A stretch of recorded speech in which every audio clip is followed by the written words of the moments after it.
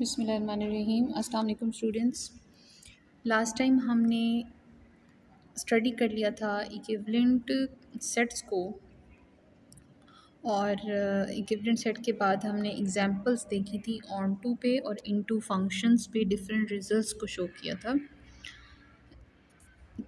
आज उसमें हमने ये देखा था कि दो ओपन इंटरवल्स या क्लोज्ड इंटरवल्स को आपस में इक्विवेलेंट किस तरह से शो करवाते हैं, यानी उनके बीच में एक बाइजेक्टिव मैप जो है वो डिफ़ाइन करवाना पड़ता था। उसके लिए हमने एक फार्मूला देखा था। तो वो सिर्फ दो ऐसे ओपन या क्लोज इंटरवल के लिए फार्मूला था जिसमें कि आपको बाउंड्स का पता हो, जैसे ए बी सी डी के बारे में पता हो। तो जो डिफरेंट इंटरवल्स होते हैं, जैसे इन्फिनिटी भी इंक्लूड हो सकता है, इन्फिनिटी भी आपके इंटरवल में आ सकता है। तो उन ऐसे सेट्स को आप इक्विवेलेंट कैसे शो करवाना है, उनके बीच में बाइजेक्टिव मैपिंग किस तरह से बनानी है, उसे हम आज पहले देख लेते हैं। जैसे आपके पास फार्मूलाज लिखे हुए हैं for some bijection functions for mappings. अगर आपको दो इंटरवल्स को इक्विवेलेंट शो करवाना है, उनके बीच में बाइजेक्टिव मैप बनाना है, और वो इंटरवल किस किस्म के हैं कि एक आर से किसी ए बी इंटरवल पे जिसमें ए और बी के बारे में आपको पता हो कि वो क्या वैल्यूज़ हैं, -इन्फिनिटी टू +इन्फिनिटी से अगर आपने ए बी पे मैप बनाना है तो उसका फार्मूला किस तरह से होगा, f(x) is equal to a minus B exponential x over 1 minus EX। ठीक है, इसमें a और b आपको पता होगा। जैसे मैं कहूँ -इन्फिनिटी +इन्फिनिटी इंटरवल से 0-1 के इंटरवल पे, 0-1 ओपन इंटरवल पे आपने बाइजेक्टिव मैपिंग मुझे बना के देनी है। तो आप क्या करेंगे, a की वैल्यू 0 और b की वैल्यू 1। जहाँ a है वहाँ पे 0 लिख देंगे, जहाँ पे b है वहाँ पे 1 पुट कर देंगे। तो आपके पास एक फंक्शन अपेयर होगा जो कि बाइजेक्टिव होगा, यानी कि वो 1-1 कंडीशन को भी होल्ड करेगा और ऑन टू कंडीशन को भी होल्ड करेगा। ठीक है, इस तरह अगर इंटरवल मैं बदल देती हूँ ए बी से -minus infinity to some that number a, जो इसकी स्टार्टिंग होगा, जैसे मैं कहूँ 0 to 1 इंटरवल और -इन्फिनिटी टू 1, इन दो इंटरवल्स के बीच में आपने एक बाइजेक्टिव मैप देना है। तो फिर आप देख लेंगे कि a की वैल्यू क्या है और b की वैल्यू क्या है, और उसको इस फंक्शन में पुट करना है। फिर आपको ये फंक्शन का फॉर्मूला याद करना पड़ेगा कि a+1 माइनस बी माइनस ए ओवर x माइनस ए। जहाँ पे a लिखना है वहाँ पे आप वो a की वैल्यू पुट कर देंगे, और जहाँ पे b लिखना है वहाँ पे आप b की वैल्यू पुट कर देंगे। तो आपके पास मैपिंग आ जाएगी that would be onto and 1-1 both. इस तरह से इंटरवल अगर from some number a to positive infinity से -इन्फिनिटी टू a, जैसे 0 to infinity and -minus infinity to 0, इन दो मैपिंग्स, इन दो सेट्स के बीच में आपने एक बाइजेक्टिव मैप अगर ढूंढना है तो उसके लिए फॉर्मूला होगा a। तो a की जगह पे आपने 0 रिप्लेस कर देना है। Natural log of x minus a means x minus 0, तो x over x which would be 1, a plus natural log of 1, तो ये आपके पास a ही आ जाएगा। ठीक है, तो इस तरह से डिफरेंट इंटरवल के लिए आपके पास ये डिफरेंट मैपिंग आ जाएंगी। अब अगर क्लोज इंटरवल 0-1, यानी दो क्लोज इंटरवल्स हैं आपके पास, इसके लिए जो फार्मूला हमने उस दिन देखा था, ये उसी फार्मूले से ही मैपिंग बनाई गई है। आप इसको चेक कीजिएगा क्या वाकई ये उसी फार्मूले में a और b की वैल्यूज़ रिप्लेस की गई हैं, क्योंकि इसमें आपके पास a की वैल्यू 0 है, b की वैल्यू 1 है। जहाँ पे c लिखना है वहाँ पे ये a पुट होगा, और जहाँ d लिखना है वहाँ पे ये b पुट होगा। ठीक है, क्योंकि नाम बदल दिए हैं। तो ये 4 फार्मूलाज ये हो गए डिफरेंट। बेसिकली ये 3 फार्मूलाज हमें आज मिले हैं 3 किस्म के इंटरवल्स के लिए, और ओपन इंटरवल और क्लोज इंटरवल जिनकी बाउंड्स आपको पता हों उनके लिए फार्मूला हम ऑलरेडी स्टडी कर चुके हैं। तो ये आपका प्रीवियस लेक्चर जो है वो अब कंप्लीट हो चुका। अब हम न्यू टॉपिक को स्टडी करेंगे कि उसमें क्या है। बच्चों, आपका न्यू टॉपिक जो है वो है इक्विवेलेंस रिलेशन, जो मैं पहले भी बता चुकी हूँ कि इक्विवेलेंस रिलेशन क्या होता है। 3 किस्म की प्रॉपर्टीज़ होती हैं। इसमें रिफ्लेक्सिव प्रॉपर्टी, सिमेट्रिक प्रॉपर्टी और ट्रांजिटिव प्रॉपर्टी, अगर ये तीनों प्रॉपर्टीज़ होल्ड करें तो हम उस रिलेशन को इक्विवेलेंस रिलेशन कहते हैं। ठीक है, और इसके बाद हमने ये देखा था कि फ़ाइनाइट सेट क्या होता है और इनफाइनाइट सेट क्या होता है, इनके बीच में क्या फ़र्क होता है। फ़ाइनाइट सेट वो है जिसमें फ़ाइनाइट नंबर ऑफ़ एलिमेंट्स हैं, और इनफाइनाइट सेट क्या है जिसमें इन्फिनिट मैनी नंबर्स पड़े हुए हैं। इक्विन्यूमरस क्या होता है, दो ऐसे सेट्स जिनमें नंबर ऑफ़ एलिमेंट्स इक्वल हैं, उनकी तादाद बराबर है, तो आप फिर उनके बीच में बाइजेक्शन ढूंढ सकते हैं ना, तो फिर उन दो सेट्स को हम इक्विन्यूमरस कह देते हैं। इस तरह से काउंटेबल सेट का क्या होता है, एक a set A is called countably infinite if A is equivalent to N, यानी set of natural number. Countably infinite का मतलब है कि वो है तो लामहदूद, हम उसकी एंडिंग पे नहीं पहुंच सकते, लेकिन हम उसको एटलीस्ट काउंट कर सकते हैं। हम 1 2 3 इस तरह से उसको सेपरेट आउट कर सकते हैं, तो उसको हम काउंटेबली इनफाइनाइट कहेंगे। जो सेट फाइनाइट होते हैं वो तो खुद ही काउंटेबल होते हैं, ठीक है, और जो इनफाइनाइट होते हैं फिर उनमें से कुछ ऐसे होते हैं जिनको काउंट किया जा सकता है, कुछ ऐसे होते हैं जिनको काउंट नहीं किया जा सकता।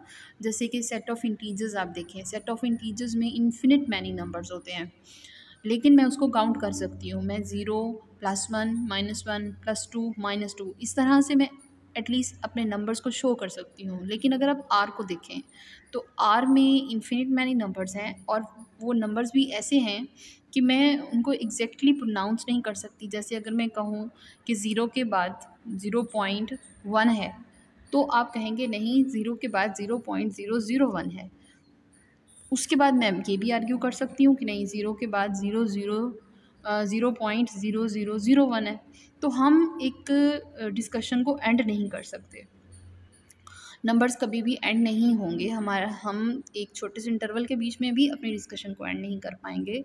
तो आर इस वजह से काउंटेबिलिटी नहीं रखता है, आर को काउंटेबल नहीं कहा जा सकता, वो इनफाइनाइट है और अनकाउंटेबल है। इसकी एग्जांपल को हम प्रूव भी करेंगे फर्दर। कार्डिनैलिटी के बारे में आप जानते हैं ऑलरेडी कि कार्डिनैलिटी क्या होती है। किसी सेट की cardinality equal to the cardinality of set B, दूसरे सेट की कार्डिनैलिटी के इक्वल तब हो सकती है अगर उनका ऑर्डर सेम हो, यानी इस ए सेट में जितने भी एलिमेंट्स हैं उनकी तादाद और जो बी सेट में जितने भी एलिमेंट्स हैं उनकी तादाद बराबर हो। और दूसरी कंडीशन क्या है कि इनके बीच में एक बाइजेक्टिव मैपिंग हो, क्योंकि बाज़ औक़ात आप काउंट नहीं कर सकते हो तो फिर आप उनकी बाइजेक्शन शो करवा देते हो। If there is injection from A to B, injection वो होती है जिसमें 1 कंडीशन होल्ड करती है, यानी एक नंबर से एक नंबर को मैप करवाया जा सकता है। तो इंजेक्शन होने के बाद हम ये कह सकते हैं कि एक सेट ए जो है उसमें जो एलिमेंट्स हैं वो बी से बराबर या उससे लेस हो सकते हैं। ये एग्जाम्पल हम प्रूफ कर चुके हैं। हमने इस फॉर्मूले को भी देख लिया था लास्ट टाइम। ये एग्जाम्पल हमारे पास अभी रिमेनिंग में है।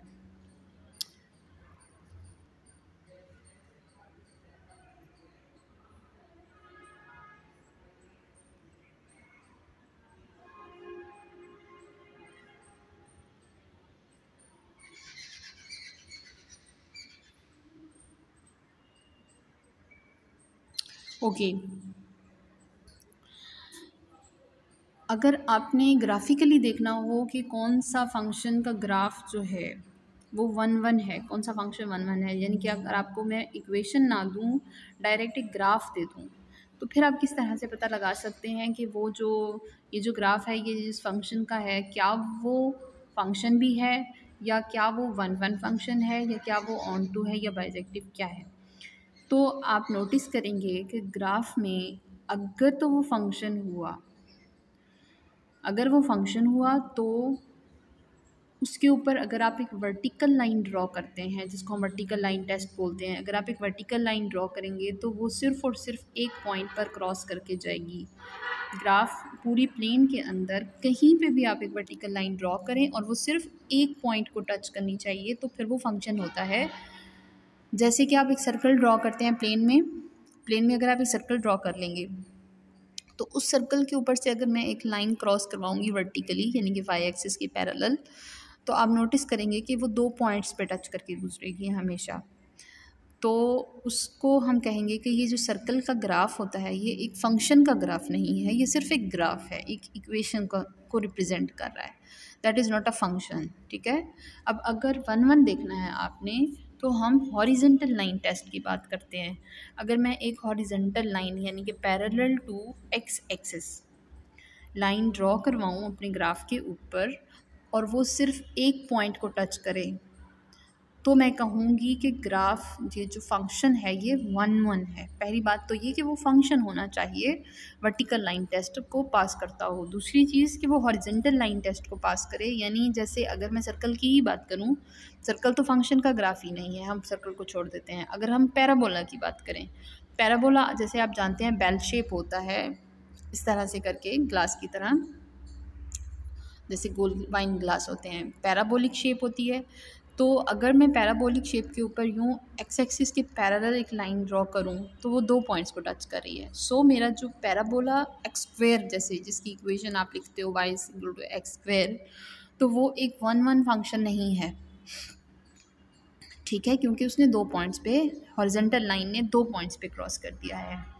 ऑन टू देखना हो तो every horizontal line necessary touch the line, यानी आप पूरे प्लेन के अंदर कहीं पे भी लाइन लगाएं तो वो आपके ग्राफ को क्रॉस करे। जैसे पैराबोला की ही एग्जांपल ले लें। अब पैराबोला अगर y is equal to x square वाला है तो उसकी शक्ल कैसी होगी, वो प्लेन के अंदर इस तरह से ऊपर की तरफ ओपन हो रहा होगा, ठीक है, और वो नीचे के प्लेन में नहीं होगा। अब मैं जब नीचे हॉरिजॉन्टल लाइन लगाऊंगी तो वो मेरे ग्राफ को टच नहीं करेगी, तो फिर इट मीन्स कि जो पैराबोला है वो ऑन टू नहीं है। ऑन टू दोबारा समझ लो कि आपका ग्राफ जो प्लेन के अंदर बना हुआ हो, आप क्या करें, उसके ऊपर कोई भी पैरेलल टू एक्स एक्सिस कहीं पे भी लाइन लगाएं तो वो आपके ग्राफ को टच करनी चाहिए, कहीं पे भी जाके। इट मीन्स पूरे के पूरे प्लेन में आपका ग्राफ फैला हुआ हो तो फिर वो ऑन टू होगा, ठीक है, अदरवाइज वो ऑन टू नहीं होगा।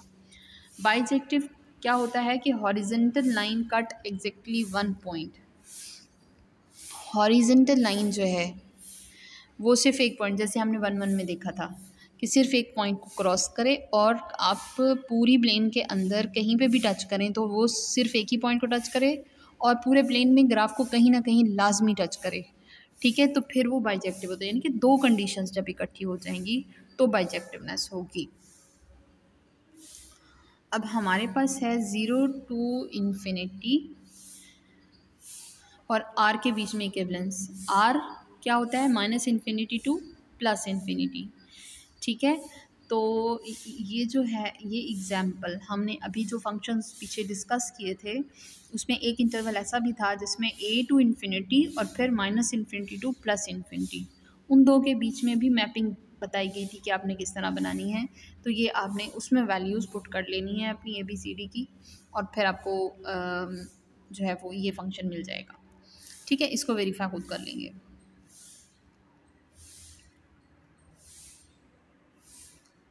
काउंटेबल सेट की एग्जांपल्स हैं अब आपके पास।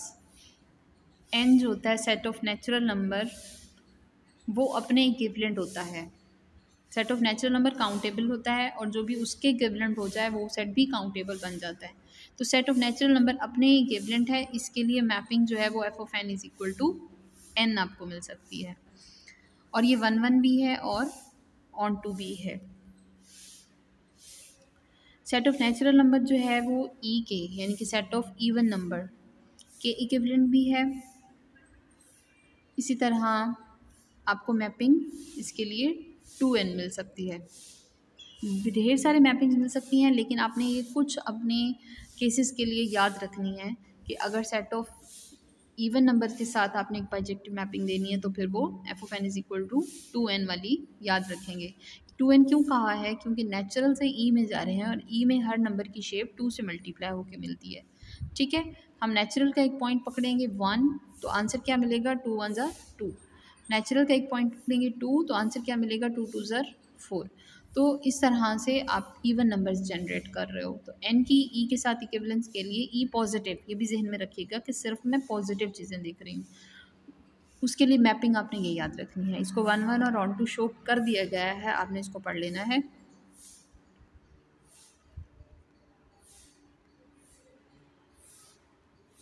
n की ऑड के साथ भी इसी तरह से बनाई गई है, 2n-1 का मैपिंग शो करवा के हम इसको 1 1 भी शो करवा सकते हैं और ऑन टू भी करवा सकते हैं।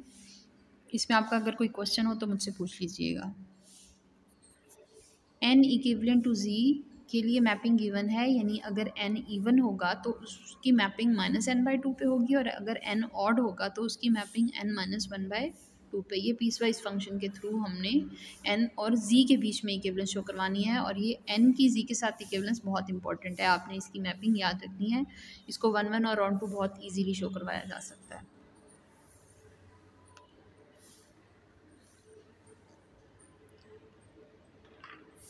n इक्विवेलेंट टू q यानी कि सेट ऑफ रैशनल नंबर्स। तो हम क्या करते हैं, n क्रॉस n से q पे।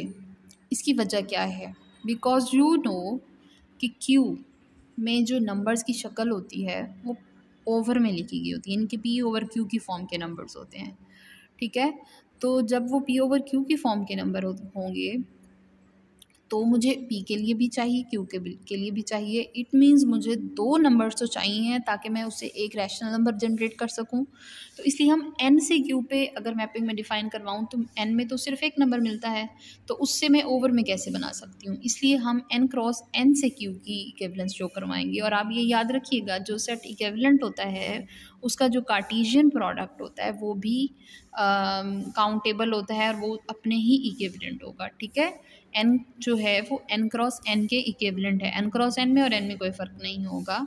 अगर इक्विवेलेंस के थ्रू देखा जाए या फिर काउंटेबिलिटी के पॉइंट ऑफ व्यू से देखा जाए तो n में या n क्रॉस n में कोई फ़र्क नहीं होगा। जो सेट काउंटेबल हो जाता है फिर उसका कार्टेशियन प्रोडक्ट भी काउंटेबल हो जाता है, ठीक है। तो हम इसलिए जब हम q की काउंटेबिलिटी शो करवाएंगे या q की इक्विवेलेंस शो करवाएंगे तो हम उसे n क्रॉस n के साथ शो करेंगे, ठीक। अब n क्रॉस n मैपिंग, इसमें से तो ऑर्डर्ड पेयर निकलेगा क्योंकि कार्टेशियन प्रोडक्ट में ऑर्डर्ड पेयर्स पड़े हुए होते हैं। तो जो मेरे पास पॉइंट आएगा उसकी शक्ल होगी एक्स वाई, और मैं उसको एक rational number x over y में बदल दूंगी, ठीक है। तो इसी तरह से हर ऑर्डर्ड पेयर से एक रैशनल नंबर जनरेट हो सकता है। y 0 नहीं होना चाहिए because we have to write y under the x, तो वो इन्फिनिटी ना आ जाए। 1 1 इसको शो करवाया है। इस तरह से आपने इमेजेस इक्वल रख लिए। इमेजेस इक्वल रखने के बाद प्री इमेज इक्वल शो करना होता है। आपको पता है कि अगर दो रेशोज़ एक दूसरे की इक्वल हैं, ये फ्रैक्शन है ना, रेशो कह सकते हैं हम इसको, x1 की y1 के साथ रेशो और x2 की y2 के साथ रेशो। और दो फ्रैक्शंस इक्वल तब होती हैं जब उसके ऊपर वाला फ्रैक्शन का ऊपर का जो जिसको हम न्यूमिनेटर कहते हैं वो इसके न्यूमिनेटर के, या डिनोमिनेटर जो है वो डिनोमिनेटर के इक्वल हो। तो इस तरह से आपके पॉइंट्स इक्वल हो जाते हैं, ठीक है। 1 1 इस तरह प्रूफ हो गया। फिर अगर आप क्यू में से कोई भी एक पॉइंट x ओवर y लेकर आते हो ऑन टू शो करवाने के लिए, हमेशा अपने इमेज से पॉइंट उठाया जाता है, और इमेज क्यू है। क्यू में से x ओवर y उठा लिया है, और हम लेट ये करते हैं कि n क्रॉस n में कोई एक ऑर्डर्ड पेयर एक्स वाई पड़ा हुआ है जिसका जो इमेज है वो q में लाई कर रहा है, ठीक है, और वो इमेज x ओवर y के इक्वल है। तो बाय डेफिनेशन हमने जब मैपिंग बनाई थी तो वो इस तरह से बनाई थी कि हर x ओवर y के पीछे एक x y ऑर्डर्ड पेयर पड़ा हुआ था। तो जब हमारी मैपिंग बाय डेफिनेशन ही ऑन टू हो जाती है, इसकी डिटेल में इतना बता देना ही काफ़ी होगा। तो इस तरह से Q जो है वो काउंटेबल शो करने का जो क्वेश्चन है वो बहुत आसान था। आपके लिए क्वेश्चन इस स्टेटमेंट के साथ आएगा, show that Q is countable, और show that Q is equivalent to set of natural number, या फिर इस तरह से भी आ सकता है कि Q एंड N आर इक्विनिमरस, ठीक है, किसी भी स्टेटमेंट के साथ।